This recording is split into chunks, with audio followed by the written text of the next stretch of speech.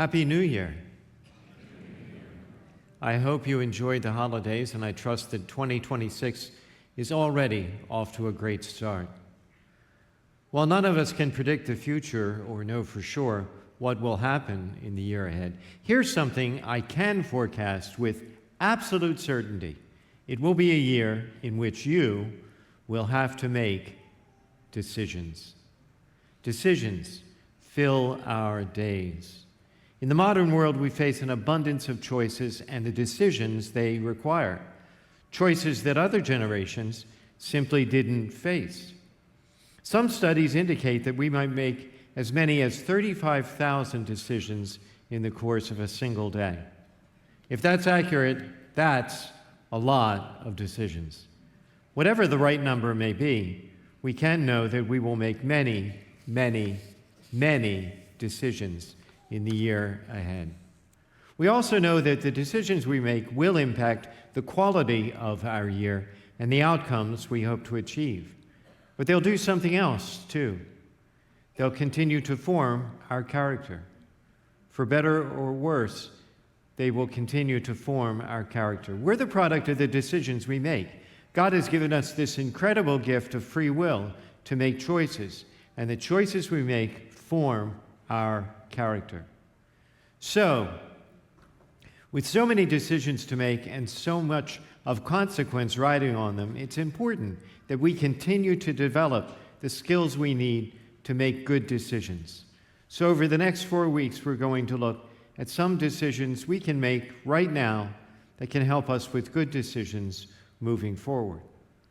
That's because every decision you make, it's like walking through a door that opens you up to more choices. So through the course of this series, we're going to look at 4 decisions to make that can help you walk through the right doors in 2026. The first decision we see so clearly played out in the gospel reading today on this feast of the Epiphany. When Jesus was born in Bethlehem of Judea in the days of King Herod, behold, Magi from the east arrived in Jerusalem, saying, "Where is the newborn King of the Jews? We saw his star at its rising and have come to do him homage." Matthew's gospel is the only one that tells us the story of the Magi, or the wise men. Tradition tells us there were 3 wise men, although Matthew never offers a number. Tradition also celebrates them as kings. Perhaps, perhaps not, but certainly they were wealthy aristocrats. They may also have been Zoroastrians from Persia. Alone among pagan religions in the ancient world, Zoroastrians were monotheistic. That means they believed in a single, all-good and all-wise God. They were also astrologers. They studied the stars to understand the present and to gain insight into the future. We don't know for certain which star they saw. Star may have been a fast-moving comet, or perhaps it was a rare conjunction of certain bright planets, which we know also happened around the time of Christ's birth. Whatever the natural or supernatural explanation, they rightly discerned that a monumental moment was at hand. God was intervening in human affairs in a new and important way. As a result, they decided to undertake a long and difficult journey to follow the star, which led them to the region of Jerusalem, where they surmised the divine manifestation would take the form of a newborn king. Think about it. The wise men decided to move without all the answers to all their questions. To be good decision makers, we have to come to terms with that fact of life. The wise men didn't know where to find the Messiah, but they did know where they might find the answer to where they could find the Messiah. So they decided to go to Jerusalem and to meet with the king. When King Herod heard this, he was greatly troubled, and all Jerusalem with him. Assembling all the chief priests and the scribes of the people, he inquired of them where the Christ was to be born. They said, "In Bethlehem of Judea." Herod was the ruler of Israel, sort of, a so-called client king.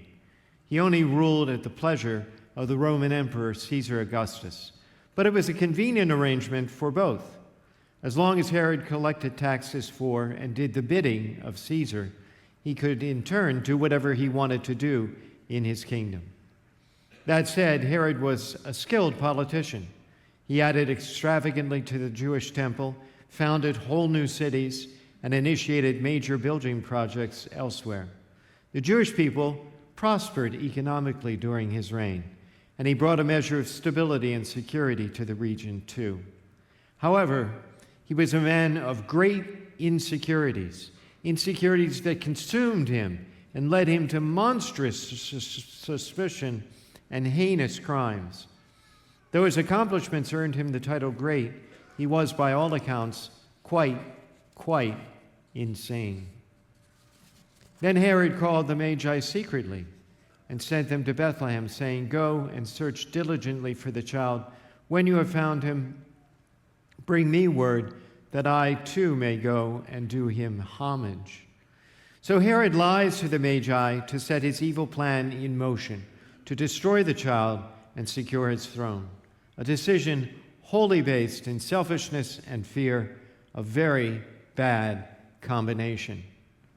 After their audience with the king, they set out, and behold, the star they had seen at its rising preceded them until it came and stopped over the place where the child was.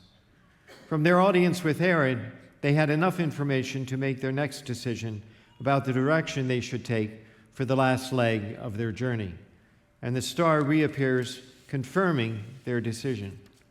They were overjoyed at seeing the star, and on entering the house, they saw the child with Mary, his mother. Decisions eventually reveal themselves as wise or not by their outcomes. These guys are rejoicing. They're filled with joy. They're overjoyed. And that suggests a very wise decision indeed. They prostrated themselves and did him homage. Then they opened their treasures and offered him gifts of gold, frankincense, and myrrh. The gifts of gold, frankincense, which was an expensive perfume, and myrrh, which was an exotic spice, represent luxury gifts fit for a king. The gifts recall prophecies about the nations coming to pay homage to the King of Israel, which we heard in today's first reading. As such, this scene underscores that Jesus comes not just as King of the Jews, but as King of the whole earth. By the way, the wise men model for us that a financial offering and worship go together, that bringing gifts before God is essential to worship. The passage concludes, "And having been warned in a dream not to return to Herod, they departed for their country by another way." Here we see yet another wise decision by the Magi. They're warned not to return to the evil Herod in a dream, and they decide to heed the warning. They choose to go home by another way and thus protect the baby Jesus. In the wise men's story, we see them make a series of decisions, but there's one decision that guided all their other decisions, and it is, in fact, the number one decision we can make if we want to make good decisions moving forward into 2026, and it's this. They decide to seek the Lord. They decide to seek the Lord. The best decision we can make before any other decisions we make is to first seek the Lord. It's a decision for the whole of our lives, of course, but one that can be applied to each and every decision of our life. Because any decision we make that takes us towards the Lord brings us closer to what's in our own best interest, while ironically drawing us out of ourselves and our selfishness. Moving forward, it also gives us a greater sense of direction, and just like the Magi, leads to better outcomes. And yet, we forget or fail to seek the Lord in our decision-making. We forget and we fail all the time. We forget because we haven't developed the habit, and we fail because we just don't think it's that important. And that's okay.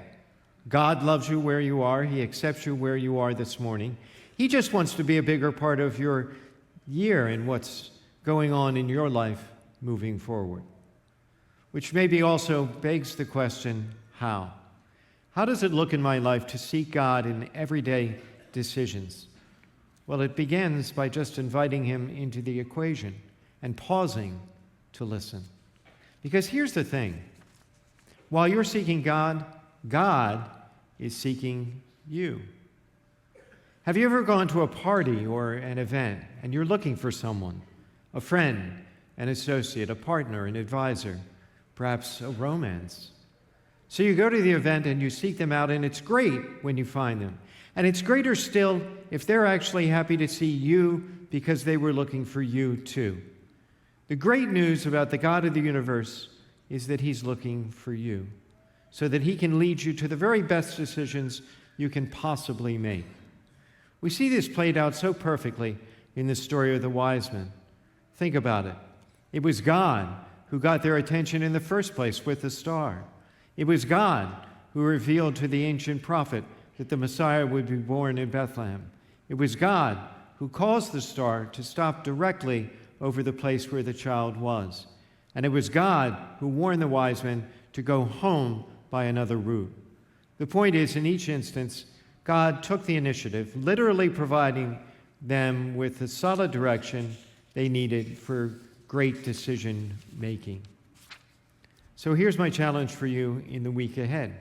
It's a simple one for this first week of the new year. Just identify 3 decisions that you have to make in the week ahead. 3 decisions that you have to make in the week ahead. They can be big ones or small ones, significant or insignificant. It doesn't matter. Just 3 decisions you have to make in the week ahead. We'll say 3 in honor of the Magi. Maybe you're deciding on whether to say yes or no to an invitation. Maybe the decision you're making is about a business trip or discerning whether you should make some certain business deal. Maybe you want to seek God when it comes to a decision about schools and visiting and applying to schools. Maybe it's a decision about finally having that difficult conversation you know you need to have. Maybe the decision you need to make is whether or not you're really going to be serious about those resolutions you made. Then, write down or make a note of those 3 areas in which a decision must be made, but don't make any decision. Don't make a decision until the end of the week. Instead of deciding anything, take time in your daily quiet time to listen for God's direction. If you could use a little help, we have a daily devotional. It's called Daily Practice. You can sign up for it on our website, and we'll send it to you every morning free of charge, our gift to you for the new year. When it comes to the Magi, we don't know a lot, but we do know one thing. They studied the stars. They studied the stars. They took time to study the stars. In other words, they were looking for wisdom and direction beyond themselves, and finding it, they made their decisions accordingly. I guess that's what made them wise.